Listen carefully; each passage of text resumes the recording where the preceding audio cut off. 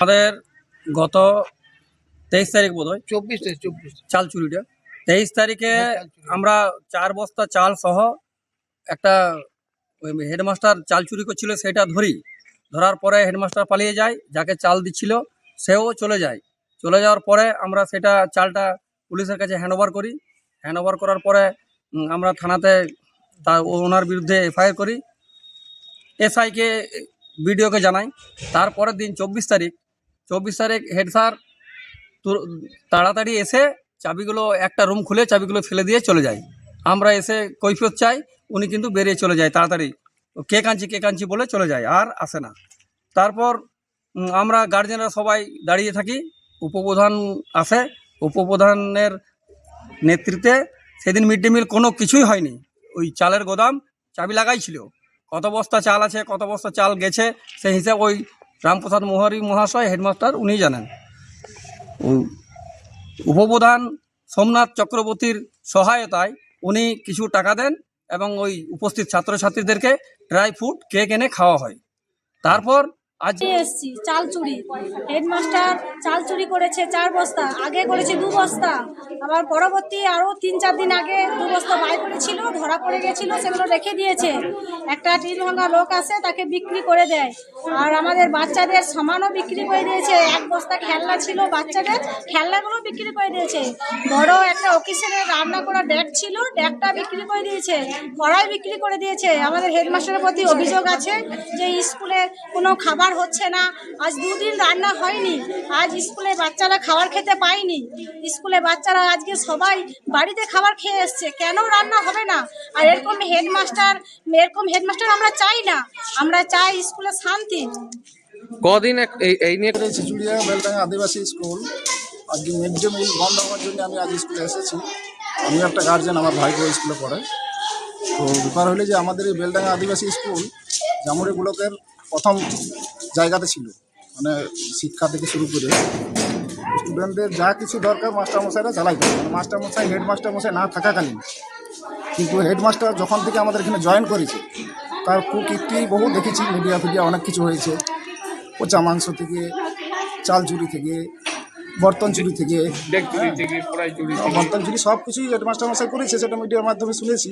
আজকে আমি mid day meal বন্ধ হওয়ার জন্য আজকে স্কুলে এসেছি, কিন্তু স্কুলটা যে আমাদের এত সুন্দর পরিবেশ ছিল, এত পরিষ্কার পরিচ্ছন্ন, মানে যাবতীয় স্টুডেন্টদের যা দরকার হেডমাস্টারমশাই না থাকাকালীন এটা আমাদের স্যাররা জানেন, যারা এসআই স্যার আছে, যারা আমাদের শিক্ষা দপ্তরে যারা রয়েছে, তারা সবাই জানেন যে জামুড়িয়া ব্লকের বেলডাঙ্গা আদিবাসী স্কুল সব কিছুতেই প্রথম। আজকে হেডমাস্টার মশাই কোথা থেকে যিনি কি হেডমাস্টার মশাই পাঠালেন। তো বলবো যে আমাদের 24 তারিখ স্কুল বন্ধ ছিল, খেলা ছিল, বাইরে মাস্টাররা গিয়েছিল, হেডমাস্টার এসেছিল, এসে পরে চাল 4 বস্তা চুরি করেছিল। তারপর আমরা রান্না করতে এসেছিলাম, তো কিছু আমরা সেই দিন আসিনি, বুধবার দিন এসেছিলাম, সেই দিন রান্না হয়নি, কিছু আমরা পাইনি সামান রান্নার। তারপরে চাল ডাল উনি তো আসেন, 3 দিন বন্ধ আছে।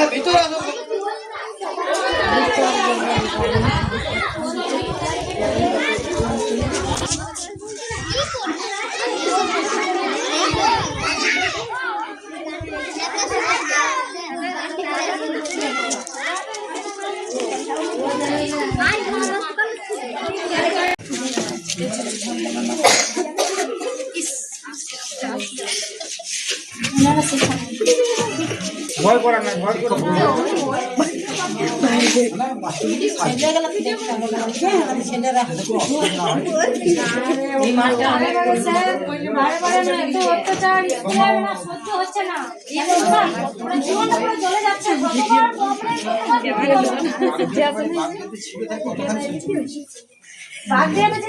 ছিল আজকে আমি এসআইয়ের নির্দেশ অনুযায়ী আমি শিক্ষাবন্ধু চিচুড়াঞ্চলের এবং আমার সহকর্মী মিড ডে মিল সুপারভাইজার যে রাহুল মণ্ডল, আমরা এসআই নির্দেশ অনুযায়ী এখানে আসি যে মিড ডে মিল যাতে চালু হয়। কিন্তু এসে দেখি মিড ডে মিল চালু করার জন্য হয়তো রামপ্রসাদবাবু এসেছিলেন একবার, জানি না কেন ঘুরে গেছেন। মাস্টারমশাইরা বললেন যে মাস্টারমশাই এসেছিলেন একবার, এসেছি রামপ্রসাদ ঘুরি, কিন্তু মিড ডে মিল চালু হয়নি। আমরা বললাম তাহলে আপনারা চালু করে দিন। না, বলছেন না, আমার রামপ্রসাদবাবু নির্দেশ ছাড়া বা কথা ছাড়া আমরা চালু করতে পারবো না, আমরা কোনোই দায়িত্ব নিতে পারবো না। আর গ্রামবাসীদেরকেও বললাম, হচ্ছে আমরা কী করে বলবো এই ব্যাপারে, অফিস যা বলবে তাই।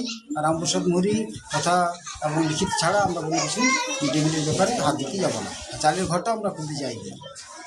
24 তারিখে যেটা আমরা জেনেছিলাম যে দুটো রুম খুলে দিয়ে গেছিলেন, কিন্তু মিড ডে মিলের রুমটা তালা দেওয়াই ছিল, কি বলবেন? আমরা বাইরে দেখলাম তালা দেওয়া ছিল, আমরা ভিতরে ঢুকতে পাইনি। এই ব্যাপারে আর কিছু তো বলতে পারবো না, এই ব্যাপারটা আর জানা নেই আমার কিছু। বারবার যে অভিযোগ উঠছে প্রধান শিক্ষক মহাশয়ের বিরুদ্ধে, আপনি তো এলেন, দেখলেন, বুঝলেন, কি বলবেন? একই জিনিস বারবার হচ্ছে। একজন শিক্ষক মহাশয়, শিক্ষিত শিক্ষক মহাশয়কে যদি বারবার এরকম কথা শুনতে হয় এই চুরির ব্যাপারে, সত্যি খুবই লজ্জাজনক। আমাদেরও খুব খারাপ লাগছে, কিন্তু আমরা কিছুই করতে পারছি না। যতক্ষণে ঊর্ধ্বতন কর্তৃপক্ষ কিছু করবেন ততক্ষণ আমরা কিছুই করতে পারবো। আমি একজন শিক্ষাবন্ধু, আমার কোনো কিছু করার ক্ষমতা নেই।